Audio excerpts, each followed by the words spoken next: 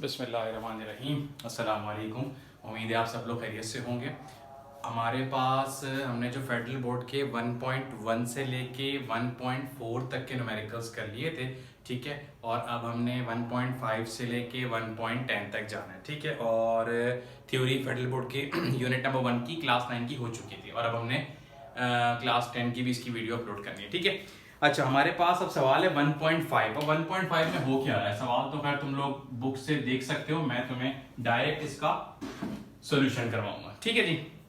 1.5 में याद रखना, 1.5 में वो ये कह रहे हैं कि तुम्हें इन जो उन्होंने पार्ट्स दिए हैं इसको साइंटिफिक नोटेशन के अंदर लेकर आना है, ठीक है। इसको तुम प्रीफिक्सेस में मत लेके जाना, ठीक है। इसको तुमने, क्योंकि इसके आंसर से देखो तो इसमें साफ पता चल रहा है कि इसको हमें साइंटिफिक नोटेशन के अंदर लेकर आना है, ठीक है जी। पहला पार्ट देखते हैं, 6400 किलोमीटर। अगर हम बात करें ए की तो वो है 6400 किलोमीटर। अगर मुझे इसको साइंटिफिक नोटेशन में लाना होगा तो मैंने आपको एक चीज बताई थी, अगर तुम्हें याद हो, कि फिजिक्स हमें ये कहती है कि मुझे पॉइंट चाहिए पहले डिजिट के बाद, ठीक है। तो मैं अगर यहां पर लगाता हूं पॉइंट 6 पॉइंट, अभी यहां पर था, ठीक है। हमेशा हमेशा इमेजिन किया जाता है कि पॉइंट जो है वो बिल्कुल एंड पे होता है। तो 1 2 3 बार पीछे आया तो ये हमारे पास 10 की पावर 3 किलोमीटर। ये इतना आसान काम है, ठीक हो गई बात। मेरे ख्याल से कोई भी मसला नहीं होगा इसमें। अब आ जाओ पार्ट बी में। पार्ट बी में ये बोल रहे हैं कि पार्ट बी आपके पास है 380,000 किलोमीटर। हम फिर से यही इमेजिन कर रहे हैं कि मेरे पास जो पॉइंट है वो यहां पर है। तो 1 2 3 4 5, इसका मतलब ये 5 बार पीछे आएगा तो ये बन जाएगा 3.8 मल्टीप्लाई बाय 10 की पावर 5 किलोमीटर। याद रखना, मैंने ये बात पहले ही बताई है कि पॉइंट जितना पीछे आएगा 10 की पावर पॉजिटिव में बढ़ेगी, पॉइंट जितना आगे जाएगा 10 की पावर नेगेटिव में बढ़ेगी, ठीक है जी। ये हो गया पार्ट बी हमारे पास, ये भी इसका आंसर है। पार्ट सी में मेरे पास क्या है ये देखो। पार्ट सी में ये बोल रहे हैं, यहां कर देता हूं ताकि साफ नजर आए। कितने जीरो हैं? 2 3 5 3 8, 1 2 3 4 5 6 7 8 और मीटर पर सेकेंड, ठीक है जी। पॉइंट इमेजिन कर लिया हमने, कहां पर होगा पॉइंट? यकीनन यहां पर है। तो 1 2 3 4 5 6 7 8, 3.0 या 3 मल्टीप्लाई बाय, हाँ 3.0 मल्टीप्लाई बाय या 3 मल्टीप्लाई बाय 10 की पावर 8 मीटर पर सेकेंड। चाहो तो 3.0 लिख लो, मेरे ख्याल से आंसर में क्या लिखा हुआ है 3 मल्टीप्लाई बाय 10 की पावर ही लिखा हुआ है, ठीक हो गई बात। अब आ जाओ जी सेकेंड्स इन अ डे। क्या बोल रहे हैं भाईजान? वो बोल रहे हैं कि एक दिन के अंदर कितने सेकंड्स होते हैं, ठीक है जी। इसके आंसर को हम अभी देख लेते हैं बिल्कुल।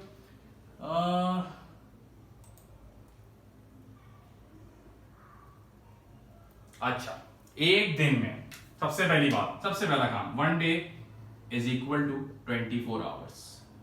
पहली चीज आ गई। एक दिन में कितने घंटे होते हैं? 24 घंटे होते हैं, ठीक है जी। उसके बाद आ जाओ 1 आवर। 1 आवर में कितने मिनट्स होते हैं? 60 मिनट्स होते हैं। और 1 मिनट में कितने सेकंड होते हैं? 60 सेकंड्स होते हैं। यहां तक की बात में उम्मीद करते हैं कि कोई भी मसला नहीं होगा। आपको क्या कराना है? आपको सिंपल सी चीज करानी है कि 24 ये वाला मल्टीप्लाई बाय 60 ये वाला मल्टीप्लाई बाय 60 ये वाला। जब तुम इन सबको मल्टीप्लाई कराओगे तुम्हारे पास आंसर आ जाएगा 864,000 सेकेंड। तुम फिर से वही वाला काम करोगे, यानी कि इसको साइंटिफिक नोटेशन के अंदर लाओगे। कैसे लाओगे? पॉइंट यहां पर है तो 1 2 3 4, 8.64 10 की power positive 4 seconds is your answer. उम्मीद है कि कोई मसला नहीं हुआ होगा।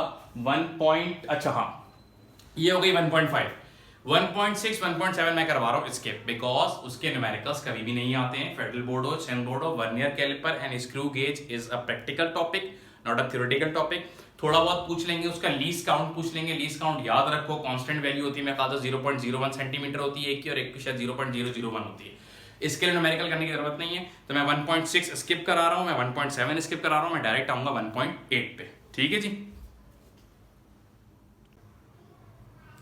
चलें जी, अब हम 1.8 पे आ रहे हैं। मैं अगेन सवाल नहीं लिखवा रहा, सवाल स्किप करा रहा हूँ, सॉरी सवाल लिखवा नहीं रहा हूँ, उसका सोल्यूशन करवा रहा हूँ डायरेक्ट। ठीक है जी, है क्या हमारे पास 1.8 हमारे पास है। Which of the following quantities have 3 significant figures. सबका बताते हैं, ठीक है, जो 3 होगा बाद में तुम खुद से उसको कंसिडर कर लेना।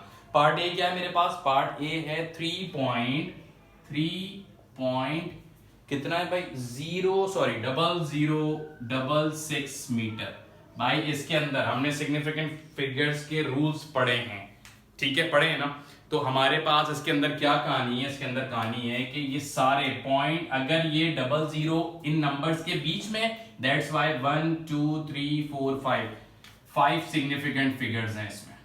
ठीक है, मैं सिर्फ 3 वाले नहीं करा रहा, मैं सारे करा रहा हूं ताकि तुम्हारे पास एक कॉन्सेप्ट क्लियर हो जाए कि भाई हाँ ये ऐसे सिग्निफिकेंट फिगर्स काउंट होते हैं। ठीक है, पार्ट ए की कहानी हो गई है। पार्ट बी पे आ जाओ। हालांकि सवाल में पूछा ये कि सिर्फ 3 सिग्निफिकेंट फिगर्स वाले सवाल बताने हैं आपको। पार्ट बी क्या है, 0.00309 0.00309 क्या चीज है भाई, इसकी यूनिट, इसकी यूनिट है केजी। अच्छा भाई, नंबर्स शुरू होने से पहले पहले जितने जीरो होंगे सब बेकार है मेरे लिए, वो सिग्निफिकेंट फिगर्स में काउंट नहीं होंगे। नंबर शुरू हो रहा है 3 पे, ठीक है, तो इससे पहले पहले के सारे जीरो बेकार। तो इसका मतलब ये वो पार्ट है कि जिसके अंदर 3 सिग्निफिकेंट फिगर्स मौजूद हैं। क्लियर है बात, कोई मसला परेशानी? ठीक है जी, अब आ जाए आप पार्ट सी पे। पार्ट सी है हमारे पास, ये आपको एक नई चीज मिलेगी यहाँ पर 5.05 10 की पावर -27 kg 5.05 10 की पावर -27 kg। भाई अब इसमें क्या करें, बहुत सारे सवाल कर सकते हैं आप।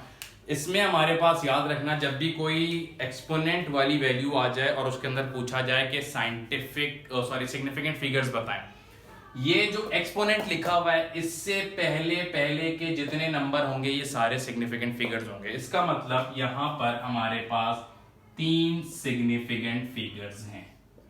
उम्मीद है कि ये बात भी क्लियर हो गई होगी। 3 सिग्निफिकेंट फिगर्स। अब आ जाओ पार्ट डी पे। पार्ट डी क्या है हमारे पास, पार्ट डी है 301.0 सेकेंड्स 301.0 सेकेंड। भाई याद रखना, अगर तो नंबर से पहले जीरो है तो वो किसी काम का नहीं है, बट अगर नंबर के बाद पॉइंट आ रहा है और फिर जीरो आ रहा है, इस सवाल को और इस सवाल को देख लो, ये पॉइंट है, जीरो है, इसकी कोई वैल्यू नहीं है, बट अगर पहले नंबर आ गया फिर पॉइंट फिर जीरो, तो भाई साहब इसकी वैल्यू है, ये है 4 सिग्निफिकेंट फिगर्स। उम्मीद है कि ये वाली बात आपको समझ में आ गई होगी। ठीक है जी, लास्ट न्यूमेरिकल की तरफ बढ़ते हैं अब। चलें जी, लास्ट पार्ट 1.10 हमारे पास। देखो भाई इसमें क्या कहानी हो रही है। इसमें कहानी है कि वो सवाल करना है जो कि अल्लाह माफ करे 9th क्लास में तो होनी नहीं चाहिए था। पहली बात, इतना ज्यादा बेसिक सवाल हमारे पास है कि a chocolate wrapper is 6.7 centimetre long, यानी कि इसकी जो लेंथ है हमारे पास, इसकी जो लेंथ है हमारे पास वो है कितनी, वो है 6.7 सेंटीमीटर। ठीक है जी, ये हमारे पास आ गई इसकी लेंथ। अगर इसकी विड्थ की बात करें, इन्होंने बोला है कि इसकी विड्थ है, यानी कि ये वाइड है, कितना विड्थ इसकी है, आई थिंक सो 5.4 सेंटीमीटर। निकालना क्या है भाई साहब, सबसे आसान काम दुनिया का एरिया निकालना है। हमें ये पता ही चल रहा है कि ये हमारे पास रेक्टेंगल है, इसका एरिया कैसे निकलेगा, दुनिया का सबसे आसान काम, a is equal to length multiply by width, a is equal to 6.7 multiply by 5.4। जब तुम इसको कैलकुलेटर में करोगे तो तुम्हारे पास आंसर आ जाएगा इंशाल्लाह 36 सेंटीमीटर और यूनिट आ जाएगी स्क्वायर। ठीक है जी, तो ये हमारे पास चैप्टर नंबर 1 के न्यूमेरिकल्स की कहानी कंप्लीट हुई है आज।